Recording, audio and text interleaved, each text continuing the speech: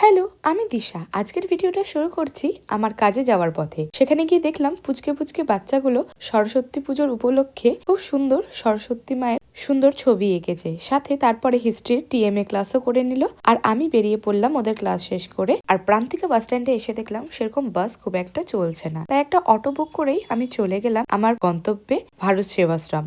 রাস্তায় অনেক সুন্দর সুন্দর দৃশ্য উপভোগ করলাম। আজকে ভারত সেবাশ্রম সংঘেতে চলছিল বাৎসরিক উৎসব, যেখানে প্রণবানন্দজির উৎসব পালন করা হচ্ছে। টানা 3 দিন ধরে হয়, আজকে শেষতম দিন। আমি আর আমার মা, সাথে আমার ভাই আর কাকিমার সাথে চলে গেছিলাম সেখানে। সঙ্গে পাশের বাড়ির একটা ঠাকুমাও গেছিল। আমাদের এখানে বেশ ভজন গানও হচ্ছিল। আর তারপরে আমরা চলে গেলাম ভোগ প্রসাদ খেতে। আর দেখলাম প্রচুর ভক্তবৃন্দরা এসছে, যারা শান্ত মনে প্রসাদ গ্রহণ করছে এখানে বসে বসে। সেখানে নিয়েছিলাম খিচুড়ি, তরকারি, চাটনি, সঙ্গে ছিল পায়েস। সবকিছুই খুব সুস্বাদু। আর চারপাশে এক অপূর্ব শান্ত ও আধ্যাত্মিক পরিবেশ। বাগানের সুন্দর ফুলগুলো দেখে মনটা আরো ভালো হয়ে গেল। এরপর মায়ের সাথে একটু ঘুরে, একটু ভিডিও ক্লিপস নিয়ে চারিদিকটা ঘুরে ঘুরে দেখছিলাম। আর এখানে এই পদ্ম ফুলের মধ্যে হোম যজ্ঞ হয়েছিল। খুব সুন্দর একটা ভাইব। তারপরে বেরিয়ে পড়লাম বাড়ির উদ্দেশ্যে। আর রাত্রে ডিনারের জন্য অর্ডার করেছিলাম জোম্যাটো থেকে চিকেন এগরোল। আর চিকেন এগরোলটা খেতেও অসম্ভব সুন্দর ছিল। ভাই আর আমি জমিয়ে খেলাম।